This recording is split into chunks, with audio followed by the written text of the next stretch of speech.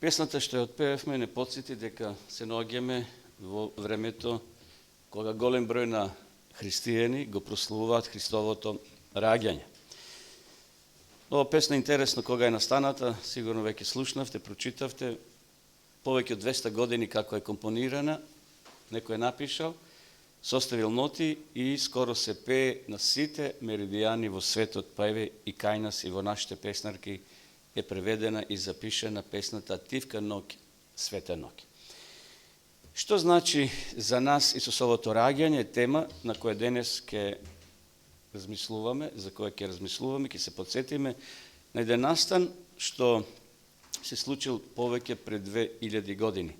Ајде на почетокот да го читаме старото пророштво на пророк Исаија, во 7 глава, во 14 стих,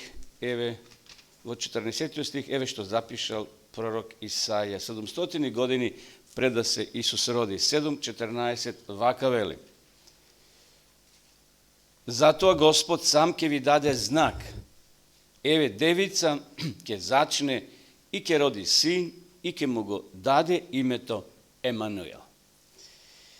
Секој година, браќи и сестри, голем број на христијани го прославуваат Исусовото раѓање. Едни на 25 декември, а други на 7 јануари. Јас немам намера сега да ја тумачиме валидноста на овие датуми, дали е исправно 25 или 7 јануари, бидејќи никаде во Библијата не е запишан датумот на Исусовото раѓање. Денес би сакал да размислуваме сите ние кои сме овде за значењето на Христовото раѓање. Зошто е толку важно тоа Христово раѓање на ова земја за тебе и за мене? Што добило човештвото со Исусовото раѓање? Што е толку важно, па луѓето се сеќаваат, еве, 2000 години, постојано тоа не избледело како некоја стара паричка. Многу датуми на големи луѓе се заборавени. Во поранешна Југославија, знаете, на 25. мај се славеше еден друг човек, неговиот роден ден, иако не беше тој роден на тој датум. Меѓутоа се носеше штафета, луѓето беа поврзани, штафетата ги спојуваше многуте народи, многуте деца, многуте луѓе. Ете тоа замре веќе 30 години, ние веќе не знаеме за тоа. Ова генерација новата немат поима што се случуваше. Зошто Христовото раѓање не избледело? Се уште е толку актуелно, уште и повеќе. Новиот простор, бидејќи порано беше еден друг систем кој тоа го забрануваше. А сега, вчера бевме на площадот и имаше цела колона деца дојдоа, предводени од свештеник и ја пеа на позната песна таму пред општината. Тоа порано го немаше. Сега се повеќе како некој помодарство се оддава признање на самиот чин Исусовото раѓање. Дали за нас е само тоа Исусовото раѓање? Затоа малце подолу во ова проповед. Значи, реков, за голем број на христијани, Христовото раѓање е само уште еден празник, еден обичај, неработен ден, богати трпези, посетување на христијански цркви, украсување на елките со јасли кои го символизираат Христовото раѓање. Од денес ке се поздравуваат голем број на луѓе со напозната изјава Христос се роди, навистина се роди. Дали за нас е тоа само значењето? Да се поздравиме, Христос се роди, навистина се роди и после 3 дена, или не знам колку денови се поздравуваат и едноставно се заборава. Не сакам да навлегувам во самиот поим на Божик, од каде потекнува. Историски потекнува од паганизмот. Библијата никаде не запишала датум на Христовото раѓање. Нити учениците превзеле нешто за да се воспостави некој празник, кај што луѓето ќе се собираат, ќе јадат и ќе пијат во чест на некој си Исус кој се родил. Во проповед тоа не сакам да го нагласувам. Туку да размислуваме што значи Исусовото раѓање за мене и за тебе. Во што е значењето на Божик? Дали во самиот чин на раѓање? Кога размислуваме за Божик, вистинско чудо е само зачнувањето, повеќе од самото раѓање. И денеска жените раѓаат. Се раѓаат стотици, илјадници деца на ден. Меѓутоа, самото зачнување е поголемо од самото раѓање. Раѓањето е само покажување на плодот дека Бог станал еден од нас. Бог се отелотворил да се доближи до тебе и до мене. И еве што кажува Јован onoj koji ležel na gradите na Isusa Hriста, ги запишал оне познати зборови за да ја доближи сликата за Исуса, зашто Исус, вели Библијата, кај своите дојде и своите него примија. Меѓутоа, Јован сака да ја тргне таа завеса.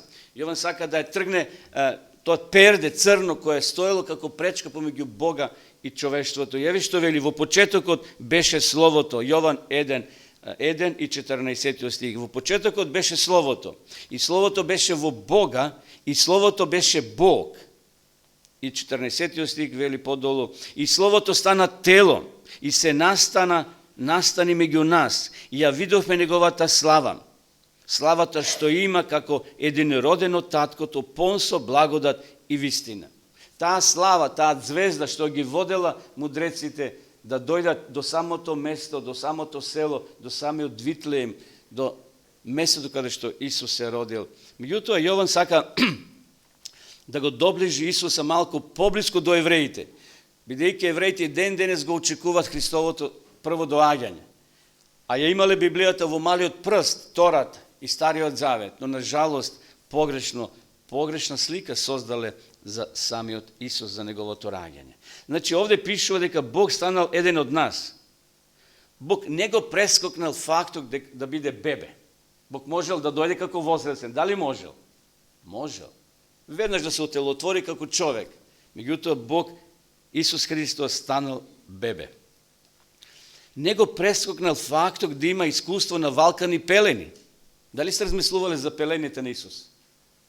Со какви пелени бил повијан? Со какви крпи? Во тоа време, како што имал.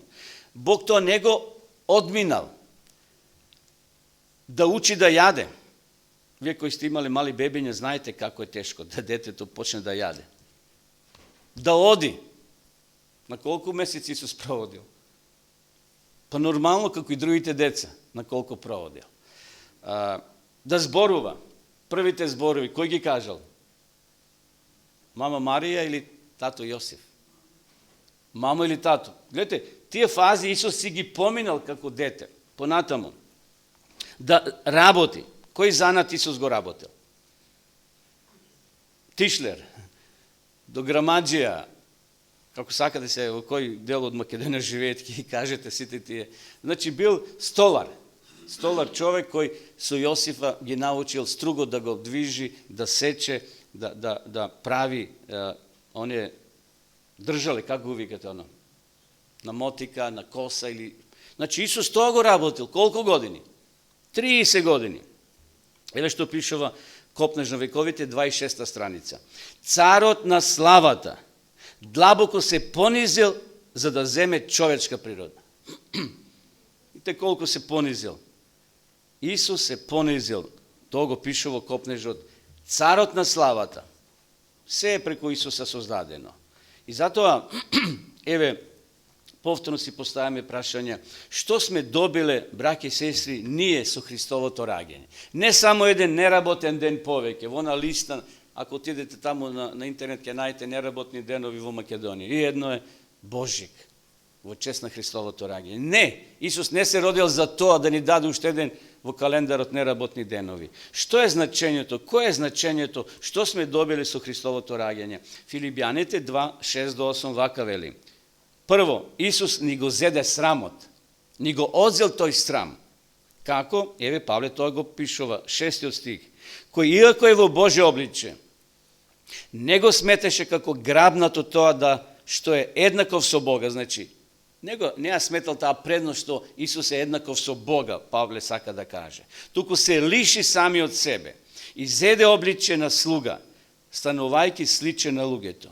Значи, ние сме имале срам, ние сме биле грешни, ние сме биле осудени на смрт, но Исус вели не се лишеше од тоа. Зеде обличе на слуга, сличен како луѓето. И откако се најде во лик како човек, тој се понизи сами од себе и стана послушен до смрт, дури до смрт на крстот. Значи, тој беше посрамен да го прекрши судот врз нас, да ја земе таа срамота. Ти си прогласен за грешник. Знаете оној пример, двајца браќа кои живееле, едниот бил малци помангуп и направил проблем, убил nekoj svoj prijatelj, drugar ili ne važno, ubil čovek i begal od policijata, ta go brkala i dođe vo stanot, kaj njegovi od brat, valkanjališta, krvosani, i vlegao vnatre, brat mu veli, što je? Se sluči to je to. I znate što napravio brat mu? Go soblekol, ali lištate ge oblekol toj, mjesto svoj brat. I policijata mu bila za peti, što se veli posle nekoliko minuti vlegao stanot. I ko je faten prv? Onoj koji ima valkanjalište. Go zele brat mu i go odnele vo policiji, posle procedurata sudska otpošnala. Nego je od brat, namjesto brata si, koji je bil pomlad, bil malce polud, bi se reklo, ponemiren, ete se napravilo to što se napravilo, no brat mu go zazel mesot. Ovdje veli Pavle, Isus zede oblik, ja skina naša ta sramota. Vtoro, go promenil našot identitet. Kako to Isus da go promenil našot identitet so njegovo to rađanje? Pa Jovan Tokeni go kaže vaka vo prvo to poslanije od Jovana, evo ovdje što zapišal vo prvata glava, 3. stih. Jovan 1, 1:3. I ona što go vidovme i čuvme, to vi go navestuvame i vam, za da imate i vije zajedništvo so nas. Gledajte, nije ime zajedništvo, nije ime Božji identitet so Hristovo to rađanje. Nije samo Hristovo to rađanje jedno obično rađanje, jedna obična proslava. Da se vidime semejstvata, da se družime, da otideme do crkva, da zapalime sveća, da se prekrstime i posle povtoru sledeća godina. Pa do Velikden i tako to se vrti v krug. Hristos treba se rađa, brake i sestri, postojeno vo našite misli, vo našite srca. Isus u rađanje to ni dava deka sme nije Božji deca. Imame Božji identitet. Nije veke ne sme pod identitetom od koji sme rodeni. Našите предци може би били алкохоличари. Знаете, зборуват докторите дека по гените ни наследуваме грешни работи. Ако татко ти пушил, пиел или бил таков, имаш предиспозиции ти да бидеш таков. Има такви докази и такви примери. Но овде Исус ни го одзема тој грешен идентитет и ни дава дека сме Божи деца. Овде вели да имаме заедништво со Него, со Отецот, со Бога. Значи, не мора ние да бидеме алкохоличар ако бил татко ми, дедо ми или прадедо ми. Зошто? Зато што ние стануваме Божја собственост. Ние сме сега Божи деца. Овде пишува во Јован 1:12, ќе се навратиме повторно на оваа глава, зашто Јован зборува за Исус Христос, како што спомнав на почетокот, вели 12 стих, а на сите кои го примија, им даде власт да станат Божи деца, на они кои веруваат во Неговото име. Нашето потекло сега е безпрекорно, браќа и сестри. Ние сме Божи деца, со прифаќање, со ново раѓање, подоцна ќе го читаме и тој текст. Бог станува сега наш родител. Да, ние имаме земни родители, но Бог е наш небесен родител. И тоа е вткаено во молитвата Татко наш. Како гласи молитвата? Татко наш. Гледате, Бог е наш татко. Ние сме толку присни, толку близу, како тате, како Исус кога се молел на крстот Ава. Тоа значи татенце, помогни ми, татенце, кога висел на крстот. И те колку е тоа близко. Колку е тој, каква таа интимност постои во тројството. Каква близина. Трето, што сме добили ние со Христовото раѓање нова земја? Нов почеток. И Римјаните 6:4, еве Павле што вели. И така преку крштевањето во смртта погребани сме заедно со Него. Така како што Христос воскресна од мртвите преку славата на Таткото, така и ние да одиме во нов живот. Гледате, со крштевањето ние се наново раѓаме и добиваме нов почеток. Еве нова година е, помина. Многу луѓе донесоа одлуки, ќе бидеме подобри. Подобар родител, подобар татко, подобра мајка, подобар работник, подобар ова, подобар христијанин. Многумина сака да пошлат одново, но тоа е привилегија на Божите деца. Ovde Pavle veli дека ни е даден нов почеток, нова можност да го градиме нашиот однос со Бога, да бидеме многу поблиску, чекор по чекор, од почеток помудро, со водство на Светиот Дух. Четврто, со Христовото раѓање, ние сме добиле нов ДНК. Знаете, секој од нас има ДНК. Тука се вградени сите наши карактерни особини, би рекол. Ако Бог ни е татко, ние сме родени, ние не сме родени само по волја човечка. Знаете, ние сме родени по волја на таткото и на мајката, секако. Меѓутоа, кога се раѓаме духовно, ние се раѓаме и по волјата Господова. Бог го менува нашиот идентитет. Всушност, таа ДНК, да, ние наследуваме грешна природа. Но по Бога ние наследуваме небесна ДНК. Например, земната ДНК го одредува нашиот изглед.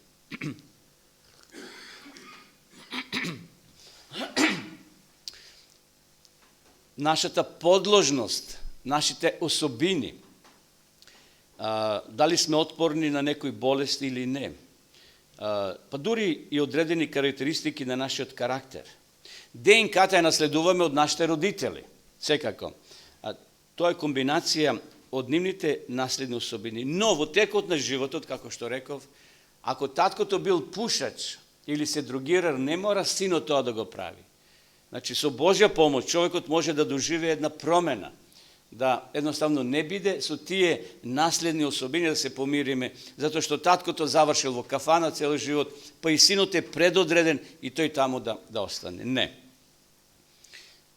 Ако е Бог наш татко, а читам и се молиме на Бога, татко наш кој си на небесата, тогаш ние добиваме таа ДНК на небото. Да, точно е дека ние кога сме родени, ја добиваме бојата на очите по таа земна ДНК. Косата, бојата на косата. Многу работи ни се одредени, физички особини да кажеме, дали ќе бидеме ниски или високи, вакви или онакви. Меѓутоа, кога зборуваме за духовната ДНК, таа радикално може се промени ако сме ние со Христа, ако се наново родиме. Бог менува, браќа и сестри. Тоа не го правам јас или ти. Тоа е дело на Светиот Дух. Еве, лекарите ми рекол дека генетски сум предодреден да бидам алкохоличар, рекол некој. Но Бог го скрши тоа влијание, како и многу други влијанија. Јас не сум алкохоличар, ниту ги следам навиките на моите родители, раскажува еден господин. Дали верувате во тоа? Ја познам некој од вас, кои со така сте били, можеби, склони кон чашката, склони кон ова или кон она, но со Божја помош, со Божја сила, со Божјото ДНК кој го вметнал во нас, Бог може, браќа и сестри, да ни даде еден нов почеток. И затоа, нека ова денеска, што се случува во светот, овој празник, раѓањето на Исуса Христа, не потикне да сватиме што значи Исусовото раѓање за нас. Понатаму, пето, ние добиваме нова природа. Со Христовото раѓање, интересно, Бог сака да ни даде нова природа. Во 2 Коринтјаните, 5 глава, 70 стих, еве што запишал Павле. 5 глава, 70 стих, го знаете, тој текст, често пати го читаме, вака вели. И така, ако е некој во Христа, што е тој? Ново создание. Старото помина и ете се стана ново. Значи имаме нов почеток. Нов почеток. Не прави ново суштество. Затоа сведочи и говори овде апостол Павле. Ако е некој во Христа, тој е ново создание. Старото, вели Павле, помина и ние почнуваме еден нов лист. Се настана ново. Нова природа. Таа природа која повеќе не го сака гревот, кој сака да живее поинаков живот, природа слична на природата на Исуса Христа. Шесто, со Христовото раѓање, ние сме добиле надприродност. Што тоа значи?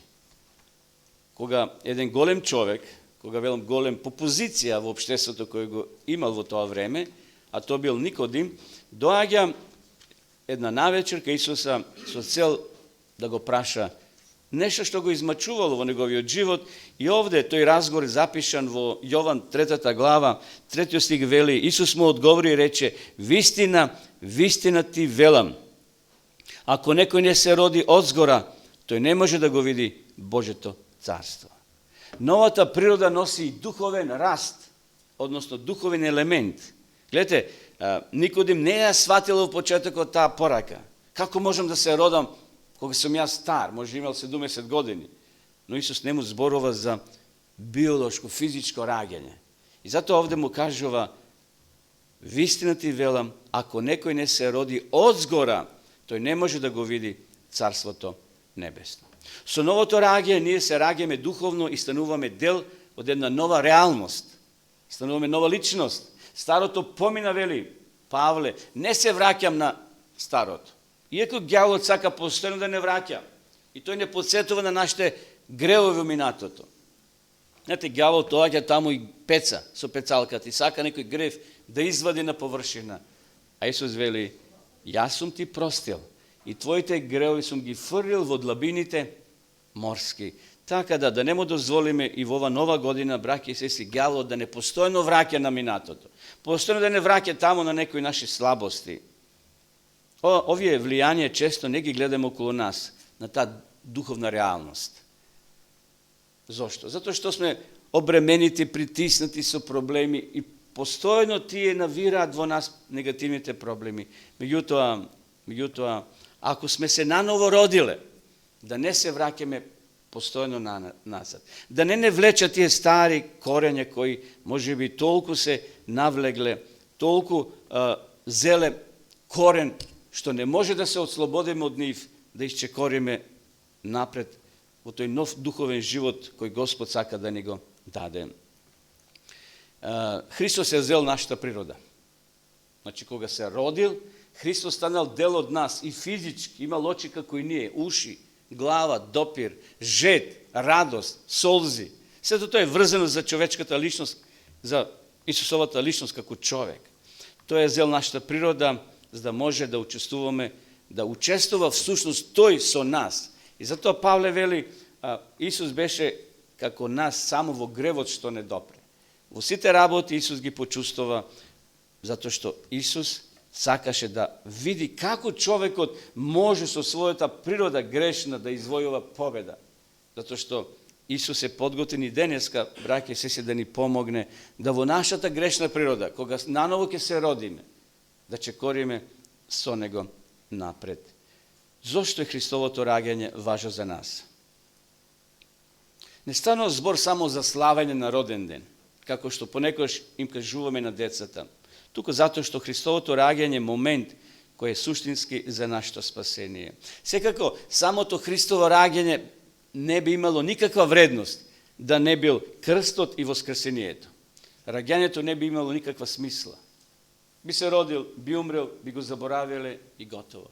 Меѓутоа, за Исусовото раѓање е поврзан крстот и воскресението. Самото небесно раѓање нема да не спаси. Меѓутоа и обратно. И обратното е точно. Крстот и воскресението се посебни затоа што и раѓањето било посебно. Гледате, тие три работи се така поврзани. Бог морал да стане човек за да се случи продолжението на крстот. Секој раѓање носи радост во семејството. Кога ќе се породи некоја жена, роднините каде ја чекат? Или во семејството дома, или пред болница, најблиските. Со кола, па со цвеќиња, па доаѓат, радост носи бебето во секое семејство. Така да, еве и Христовото раѓање донело радост на оваа земја. Како го тоа знаеме? Па читаме во Лука, 2 глава, еве да се подсетиме, зашто овие текстови ќе се читат и денеска, и вечер, и утре. Еве што каже овде Лука во 2 глава од 10 стих. Ангелот пак им рече, не бојте се, зашто еве ви најавувам добра вест, голема радост. Знаете, кога ќе се роди дете, цело село ќе разбере, па и цела улица, Сите роднини се јавуваат, честитаат. Овде вели, ви јавувам голема радост, која ќе биде за сите народи. Не само за евреите, за сите народи, зашто денес ви се роди Спасител во Давидовиот град. Зошто е Давидовиот град? То може да истражувате Витлеем, зашто имали друг Витлеем. Меѓутоа интересен, зошто овде Лука нагласува во Давидовиот град, кој е Христос Господ. И еве, ова е знакот, ќе најдете младенче повиено како лежи во јасли. И отеднаш со ангелот се најде множество небесно воинство, кој го фалеше Бога, велејки слава на Бога на висините, а на земјата мир, во луѓето добра волја. Еве, браќи и сестри, ова е радосната вест, се родило дете, не било кој дете, овде се родил Спасителот на светот, ова го посебно нагласува Лука, зашто денес ви се роди Спасител, Спасителот на светот. Но, наспроти радоста поминува. 2-3 дена, недела, 2-3, и повторно се враќаме на нашите секојдневни активности. Наспроти радоста постои болка. Исус ја разбира и нашата болка. Исус ја разбира и нашата радост. Јованка неодамна станала вдовица. Еден пример за една жена. Едва испојувала крај со крај, настојувајќи да го одржи семејството. Животот и станал многу тежок. После изненадата смрт на незиниот сопруг, таа останала со своите деца. Сметките почнале да доаѓаат, како што доаѓаат секој месец. Детето требало да замине на студии по возрастното дете. Колата требало да ја поправи.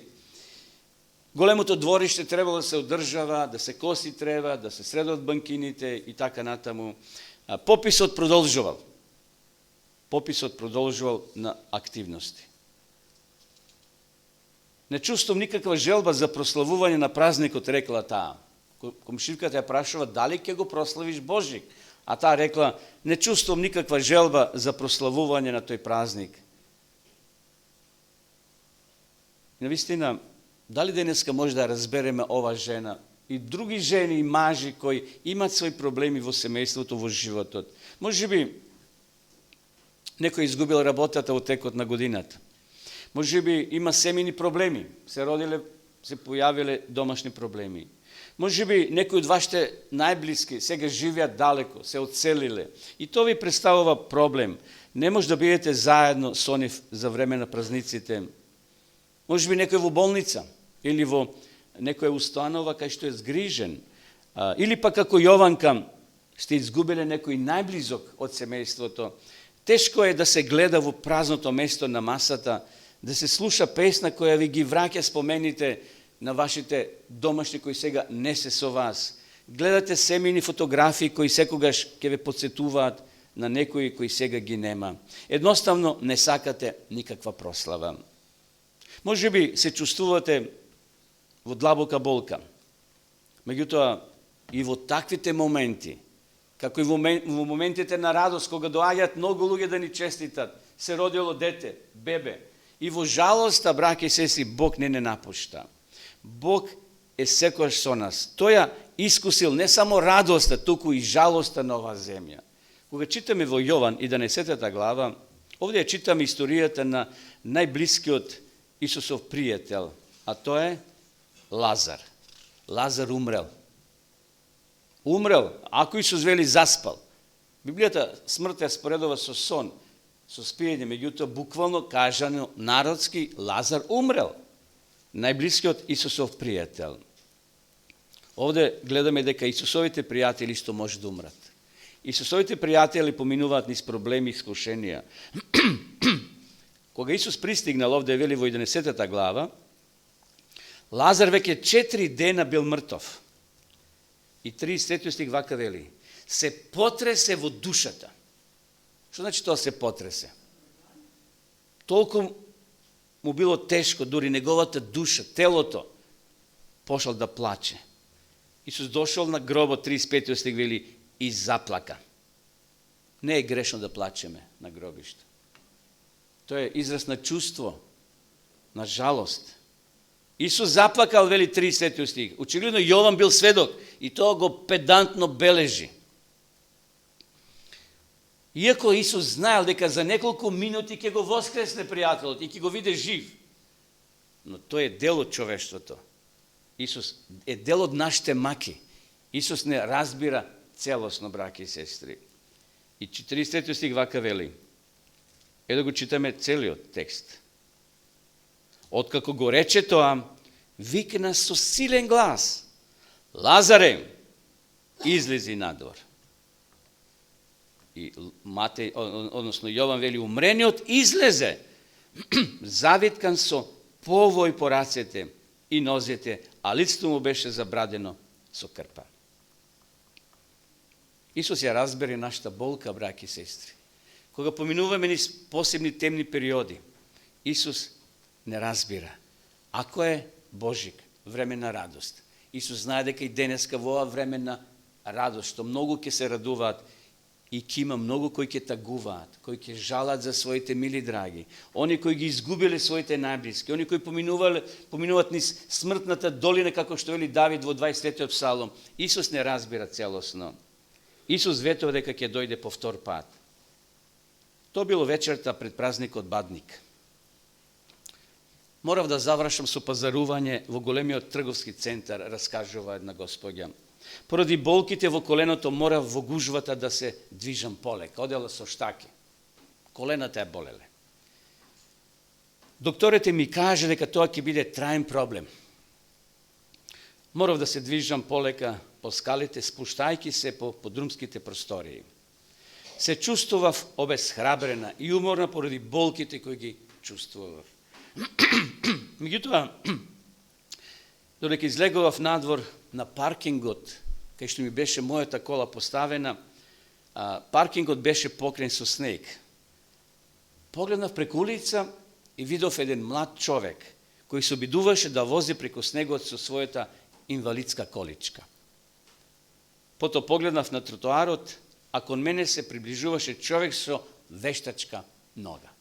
А таа одела со штаки, со патерици би рекол. Таа вечер секој од нас се бореше со своите проблеми. Иако болките во моето колено беа обесхрабрувачки, кога би тоа било можно, и човекот со вештачка нога и момчето со инвалидска количка во миг би се заменеле со кого? Со мене, раскажува жената. Таа зимска ноќ ме потсети дека на сите ни е потребен еден подобар свет. На некои им недостасуваат саканите лица и одвај чекаат да ги повторно прегрнат.